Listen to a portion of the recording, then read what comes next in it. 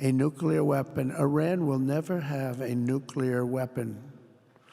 As of today, many Western countries and their allies don't want Iran to have any form of nuclear technology. Today, we want to answer the question why the West is against and afraid of the idea of Iran developing nuclear tech, and what's at stake if Iran develops nuclear weapons, why anyone else can own nuclear weapons but not Iran, and the future scenarios and policy outlook after the recent confrontations.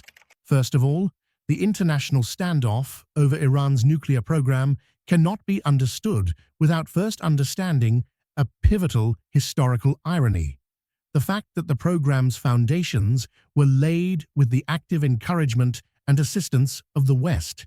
To take you back where it began, Iran's nuclear journey began in the 1950s as a collaborative effort with the United States.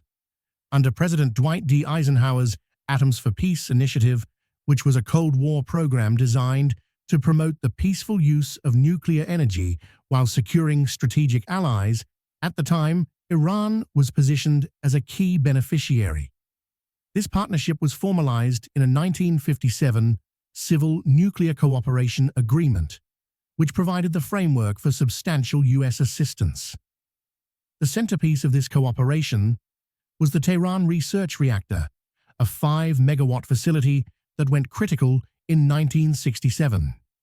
The United States supplied the reactor technology and also the fuel, which was uranium enriched to approximately 93%, a level now considered weapons grade.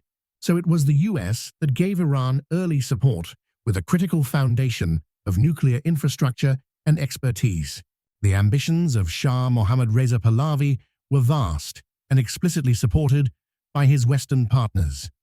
In 1974, he established the Atomic Energy Organization of Iran and announced a plan to generate 23,000 megawatts of electricity from a network of up to 23 nuclear power plants by the end of the 20th century. Contracts were signed with leading Western firms, including West Germany's Kraftwerk Union, which was a Siemens subsidiary, to construct 2 large reactors at Bushehr, and France's Framatome for additional reactors. Iran also invested over $1 billion for a 10% stake in the French-led Eurodif Uranium Enrichment Consortium, securing rights to its product. At the time, the United States viewed the Shah's Iran as a stable, pro-Western monarchy and a crucial strategic nation against Soviet influence in the Persian Gulf. For them, empowering Iran through advanced technology was seen as reinforcing a key policeman of the Gulf. And in this context, Iran became one of the original signatories to the Treaty on the Non-Proliferation of Nuclear Weapons, NPT, in 1968, committing not to pursue nuclear arms. One thing to note, however, is that even within this pro-Western framework, the Shah himself hinted at the possibility of a nuclear weapon. In a 1974 interview, responding to India's recent nuclear test, he stated that if smaller nations began building atomic weapons, the national interests of any country at all would demand it do. When pressed if Iran would one day possess a nuclear weapon, he declared, without any doubt, and sooner than one would think. This shows that the West's tolerated the ambitions of Iran having nuclear weapons, provided it remained a good ally, and as such, the technology itself was not the problem. The character of the regime holding it was what mattered. But all this came to an end with the 1979 Islamic Revolution that shattered the foundation of Western-Iranian cooperation and altered the trajectory and meaning of the nuclear program. The new regime, led by Ayatollah Ruhollah Khomeini, was ideologically opposed to the Shah's pro-Western modernization. Nuclear technology, once a symbol of progress, was now seen as a form of West-oxification, or Kabzadagi, which was an expensive and over-reliance on imperialist technology.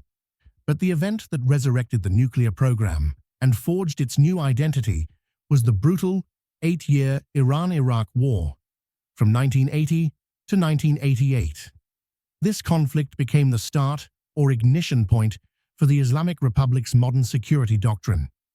because during the war, Iran faced a conventionally superior Iraqi army, backed by both regional Arab states and Western powers. Iran suffered extensive chemical weapons attacks from Saddam Hussein's regime, with little substantive condemnation or intervention from the international community. After the war, the regime's leaders concluded that they could not rely on international norms or foreign powers for their survival and required an ultimate local deterrent. As former President Akbar Hashemi Rafsanjani later admitted, "When we first began, we were at war, and we sought to have that possibility for the day that the enemy might use a nuclear weapon." That was the thinking. The nuclear program was reborn, but this time not as a project of Western-style modernization, but as a tool for regime survival, rooted in a deep sense of insecurity.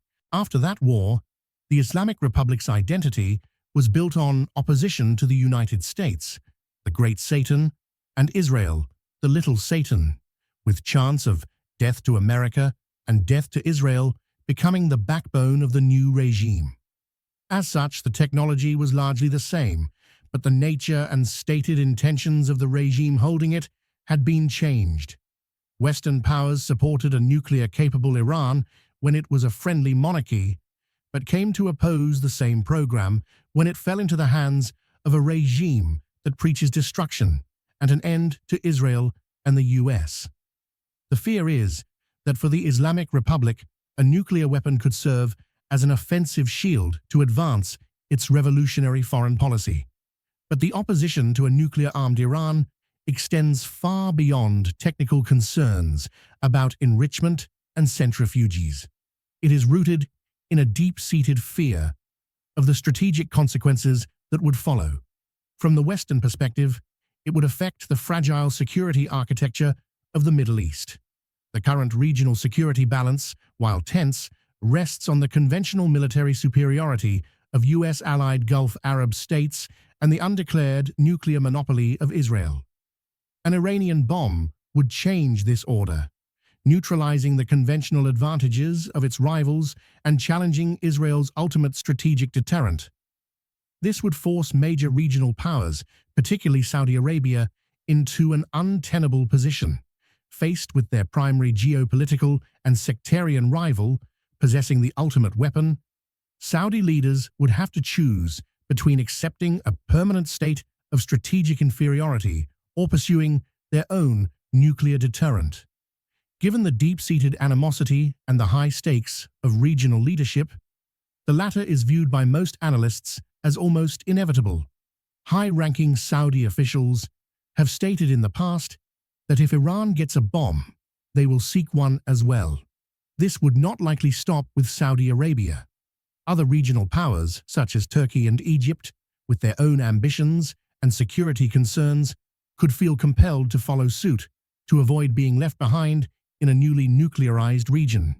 For Israel, and by extension its primary ally, the United States, an Iranian nuclear weapon is perceived as a direct existential threat.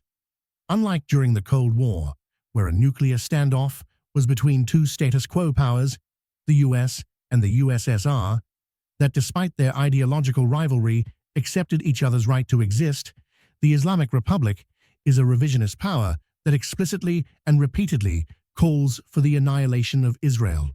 While many analysts argue that Iran's leadership is rational and would be deterred against taking such actions, Israeli and many Western policymakers are unwilling to stake their nation's existence on that assumption.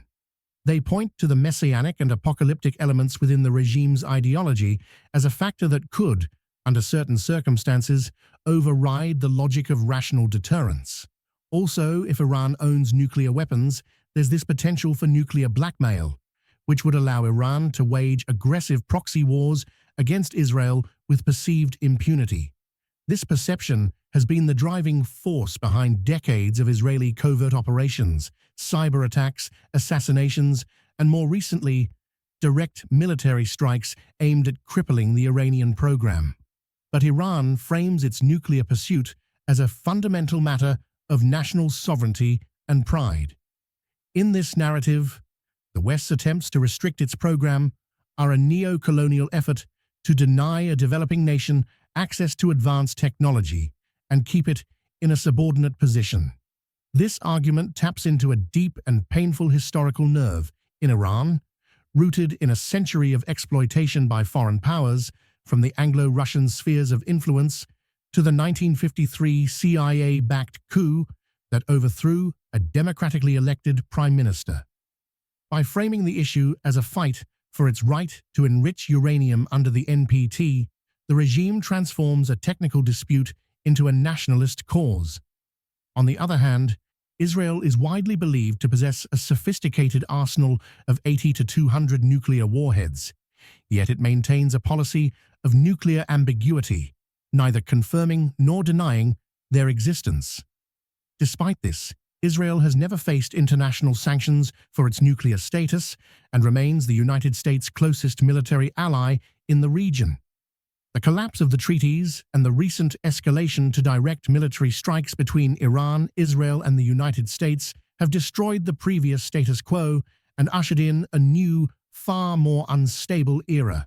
The long-held policy of strategic patience, which relied on sanctions and diplomacy to manage the threat, has been replaced by direct confrontation. This creates a use-it-or-lose-it pressure on all sides. As of now, the primary objective of the West remains preventing Iran from acquiring a nuclear weapon.